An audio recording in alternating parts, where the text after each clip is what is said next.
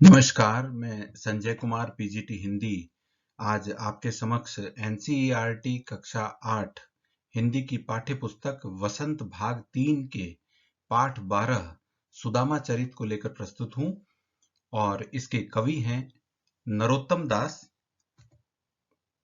यह राजस्थान के विद्यार्थियों के लिए भी उपयोगी है।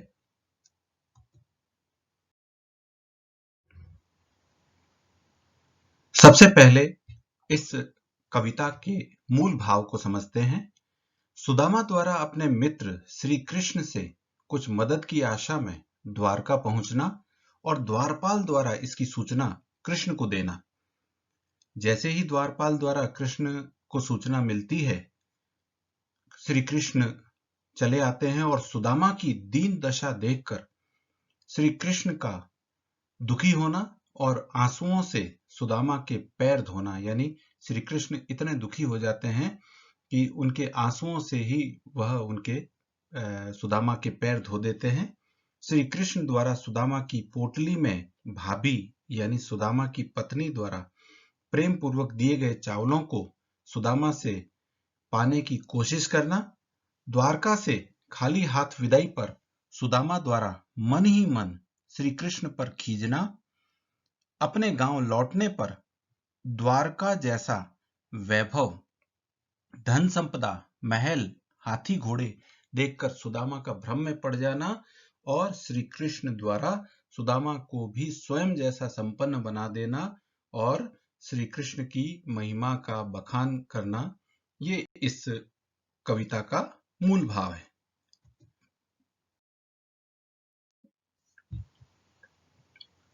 आइए समझते हैं काव्यांश 1 को। शीस पगान झंगा तन में, प्रभु जाने को आही बसे के ही ग्रामा, धोती फटी सी लटी दुपटी, अरु पाय उपानह को नहीं सामा, द्वार खड़ो द्विज दुर्बल एक, रयो चकिसों वसुधा अभिरामा, पूछत दीन दयाल को धाम, बतावत आपनो नाम सुदामा। बहुत ही सुंदर चित्रण किया गया है। पहले हम शब्दार्थ को समझते हैं। शीस का अर्थ है सिर, पगा यानी पगड़ी, झंगा यानी वस्त्र, बसे यानी बसता है, रहता है, केही यानी कौन सा, उपानह यानी जूते, द्विज का अर्थ है ब्राह्मण, वसुधा का अर्थ है पृथ्वी, अभिरामा यानी सुंदर और धाम का अर्थ है आवास।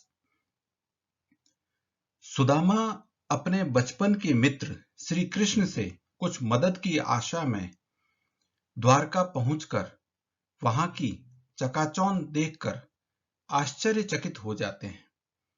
श्री कृष्ण के महल पर उपस्थित द्वारपाल सुदामा की ऐसी दयनीय दशा देखकर उन्हें द्वार पर रोक देता है और सुदामा के आने की सूचना देते हुए श्री कृष्ण से कहता है कि हे प्रभु, द्वार पर एक आदमी आया है जिसके सिर पर न तो पगड़ी है न शरीर पर पूरे वस्त्र हैं। पता नहीं वह किस गांव का रहने वाला है। उसकी धोती फटी है, उसके कंधे पर दुपट्टा रखा हुआ है, उसके पांवों में जूते नहीं हैं। दरवाजे पर एक दुर्बल ब्राह्मण इस सुंदर पृथ्वी और राजभवन को अत्यंत आश्चर्य से देख रहा है। वह आपका यानी श्री कृष्ण का निवास स्थान पूछते हुए अपना नाम सुदामा बता रहा है।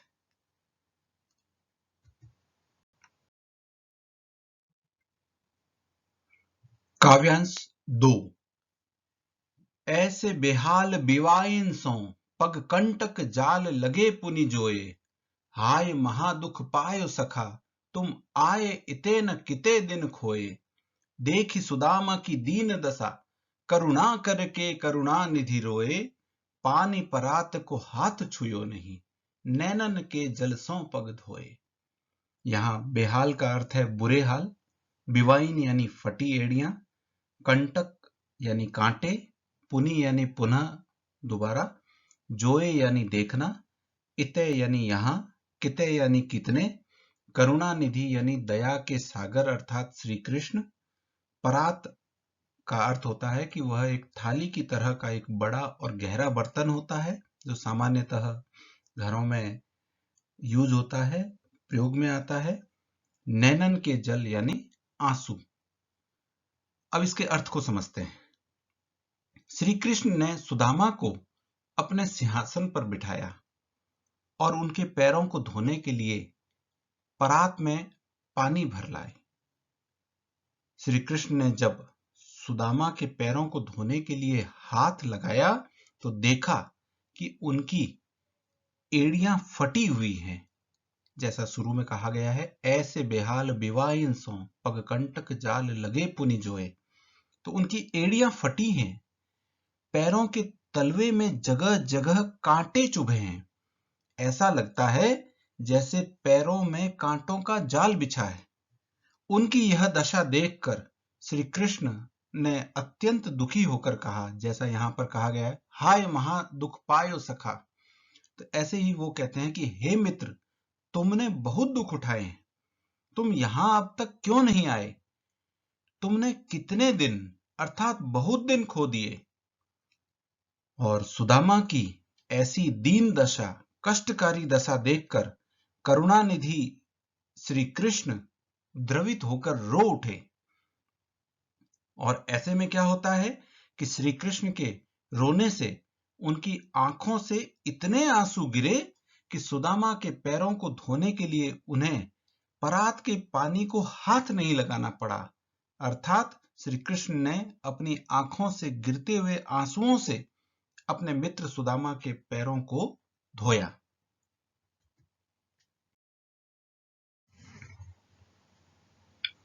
काव्यांश 3।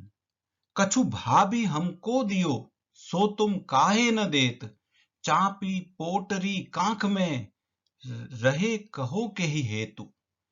आगे चना गुरु मातु दये ते, लये तुम चाबी हमें नहीं दीने। श्याम कहो मुस्काय सुदामा सुम, चोरी की बान में होजु प्रवीणे। पोटरी कांख में चापी रहे तुम, खोलत नाही सुधारस भीने। पाछिली बानी अजौन तजो तुम, तैसे ही भाभी के तंदुल कीने। यहाँ चापी का अर्थ होता है दबाना, छिपाकर रखना। पोटरी का अर्थ होता है पोटली। कांख यानी बगल में। चाबी यानी चबाना। बान यानी आदत। प्रवीणे यानी चतुर या प्रवीण। सुधारस यानी अमृत। भीने यानी भीगे हुए। पाछिली यानी पिछली। तजो यानी त्यागना और तंदुल का अर्थ है चावल। श्री कृष्ण ने सुदामा से कहा कि चलते समय भाभी ने हमारे लिए कुछ दिया था, उसे तुम मुझे क्यों नहीं दे रहे हो? यह जो पोटली तुम अपनी बगल में दबाकर किसके लिए और क्यों छिपा रहे हो? श्री कृष्ण अपने बचपन के दिनों की याद सुदामा को दिलाते हुए कहते हैं कि बहुत पहले आश्रम में गुरु माता ने जब हम दोनों के लिए चने दिए थे, जैसा इसमें कहा गया है कि आगे चना गुरु मातु दयेतु। तो इसी बात को, इसी संदर्भ को लेकर के कह रहे हैं कि जो संदीपनी ऋषि के आश्रम की बात है कि श्री कृष्ण अपने बचपन के दिनों की याद सुदामा को दिलाते हुए कहते हैं कि बहुत पहले बचपन में आश्रम में गुरु माता ने जब हम दोनों के लिए चने दिए थे, तब भी तुमने अकेले यह चने चबा लिए थे। उस समय भी तुमने मुझे कुछ नहीं दिया था। श्री कृष्ण ने सुदामा से मुस्कुराकर कहा, मित्र, चोरी की आदत में तो तुम पहले से ही चतुर हो। ये बड़ी महत्वपूर्ण पंक्ति है। चोरी की बान में हो जो प्रवीण है। इसका तात्पर्य है कि कृष्ण सुदामा से कहते हैं कि मित्र, चोरी की आदत में तो तुम पहले से ही चतुर हो। यह पोटली जो तुम कांख में दबाते जा रहे हो, उसमें अमृत रस में भीगे हुए, प्रेम रस में भीगे हुए चावल हैं। उसे तुम खोलते क्यों नहीं? लगता है तुमने बचपन की वे आदतें आज भी त्यागी नहीं है। तुम भाभी के दिए अमृत रस से, प्रेम रस से भीगे भीगे हुए चावलों को अकेले ही अकेले खा जाना चाहते हो।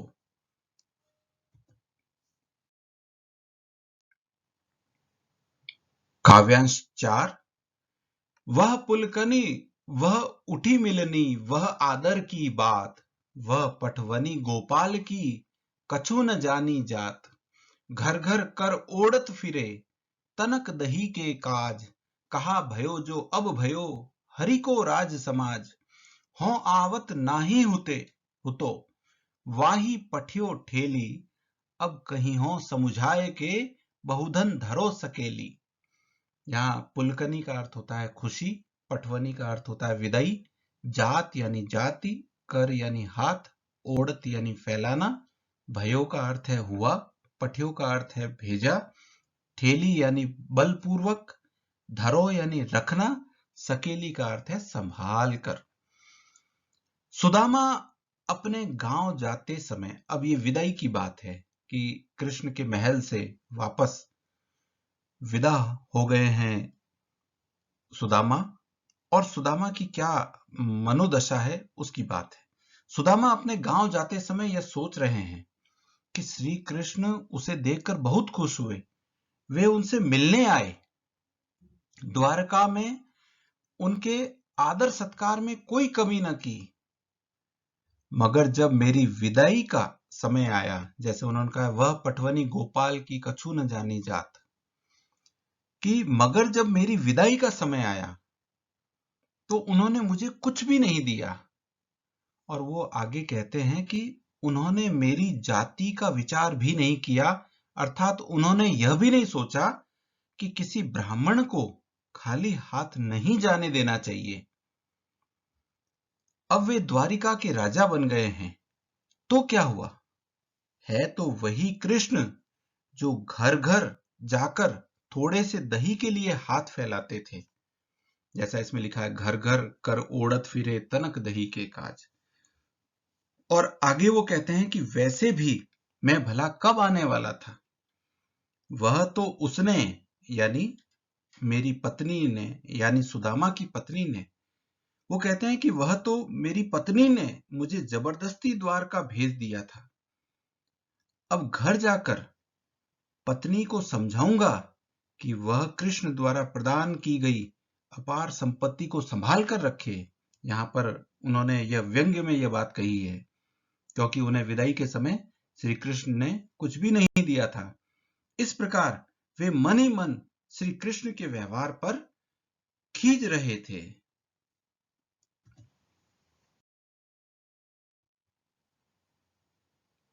काव्यांश 5। वैसो ही राज समाज बने गज, बाजी घने मन संभ्रम छायो, केंदो पर्यो कहूं मार्ग भूली, कि फेरी के मैं अब द्वारका आयो। भौल भौन बिलो की बे को मन लोचत, सोचत ही सब गांव मझायो, पूछत पाड़ फिरे सब सौ पर, झोपड़ी को कहूं खोज न पायो। यहाँ पर गज का अर्थ हाथी, बाजी का अर्थ घोड़े, घने का अर्थ गहरा, संभ्रम का मतलब है भ्रम होना, कैंधो यानी की, मार्ग यानी मार्ग रास्ता, भौन का अर्थ है महल, बिलो की बे यानी देखना, लोचत यानी ललचाना, मझायो यानी बीच में, और पाड़े का अर्थ यहाँ पर सुदामा पांडे के लिए है। अब इसका अर्थ है अपने गांव लौटने पर द्वारका जैसा वैभव, धन संपदा, महल, हाथी घोड़े देखकर सुदामा भ्रम में पड़ गए। वे सोचने लगे कि कहीं मैं मार्ग भूलकर फिर से द्वारका ही तो नहीं लौट आया। उनका मन इन सुंदर भवनों को देखकर ललचा रहा था। यह सब सोचते हुए वे सारे गांव में घूमते फिर रहे थे।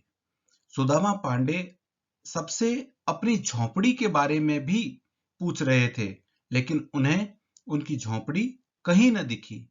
यहाँ पर स्थिति यह होती है कि श्री कृष्ण के कृपा से उनका घर महल बन जाता है और सुदामा पांडे अपनी झोंपड़ी को ढूंढते फिरते हैं।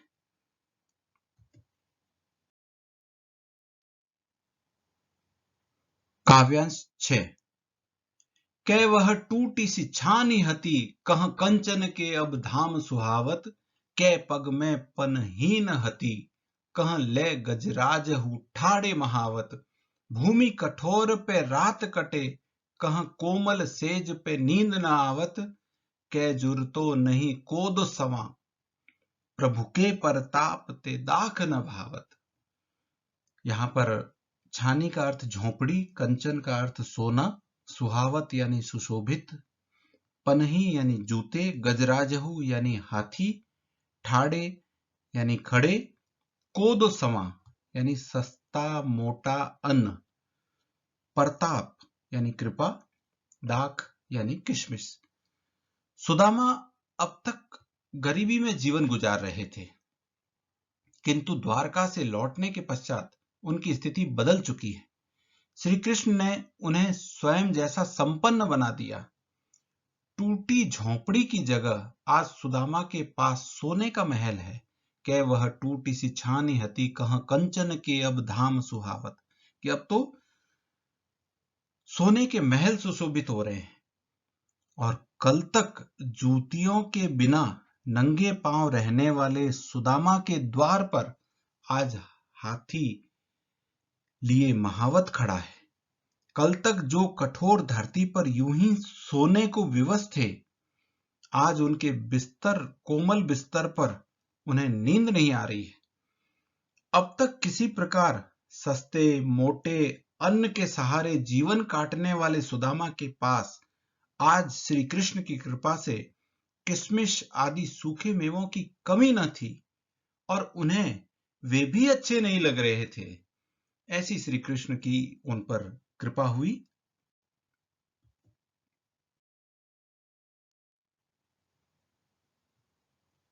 आज जो हमने 6 काव्यांश पढ़े, उनके कुछ विशेष बिंदु हम समझ लेते हैं। सबसे पहली बात तो कि इसमें सच्चे मित्र की पहचान और महत्व को बताया गया है।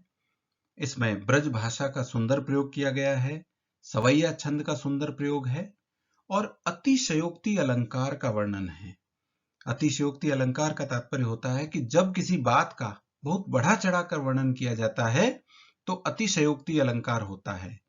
और इस कविता में 2 जगह विशेष रूप से इसका सुंदर प्रयोग है।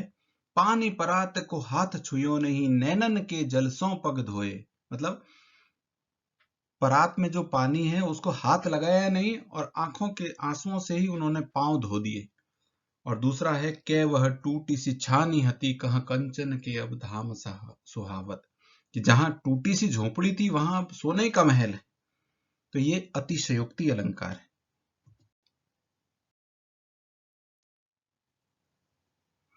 आइए इस कविता की पुनरावृत्ति हम अवधारणा मानचित्र से करते हैं।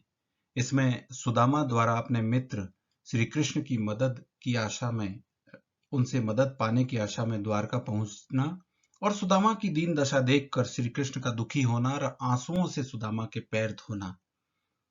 श्री कृष्ण द्वारा सुदामा की पोटली में भाभी द्वारा प्रेम पूर्वक दिए गए चावलों को पाने की कोशिश करना और द्वारका से खाली हाथ विदाई पर सुदामा द्वारा मन ही मन कृष्ण पर खींचना। गांव लौटने पर द्वारका जैसा वैभव देखकर सुदामा का मन भ्रम में पड़ जाना, श्री कृष्ण द्वारा सुदामा को भी स्वयं जैसा संपन्न बनाना और श्री कृष्ण की महिमा का बखान किया गया है। इसमें ब्रज भाषा, सवैया छंद और अतिशयोक्ति अलंकार का सुंदर प्रयोग है।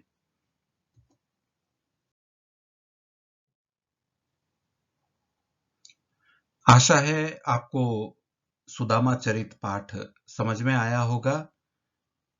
आपको हिंदी से संबंधित अन्य पाठ को, कविताओं को समझने के लिए हमारे YouTube चैनल हिंदी अध्ययन को सब्सक्राइब करें, हमारे वीडियोस को लाइक करें, शेयर करें। धन्यवाद।